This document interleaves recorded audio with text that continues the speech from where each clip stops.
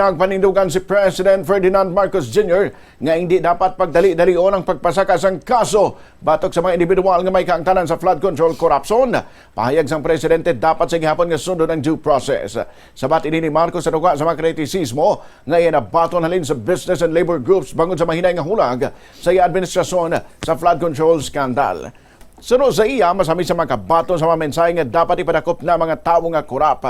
Apang pahayag sini dapat nga mapago ng mga ebidensya sa mga kaso agod masiguro nga mag-convict gyud ang mga involved. Kung mahuyag ang kaso sunod kay Marcos, patod nga mahilway man gyapon ang mga tao nga nangawat sang bilyon ka pesos gikan sa pondo sang gobyerno. I get messages all day, every day. Ikulong mo na yan. Alam naman natin kung sino sila. Ikulong mo na. Kunin mo lahat ang pera nila. Pagbenta mo na yung mga bahay nila, balik sa ano. What would then I be accused of if I was included that? Second, if basta-basta lang tayo nag-book na sasabi, hindi maganda. Basta kasuhan mo na. Eh kung nanalo, kung ma-acquit. Dahil hindi maganda ang pagkahanda ng kaso. Technicality.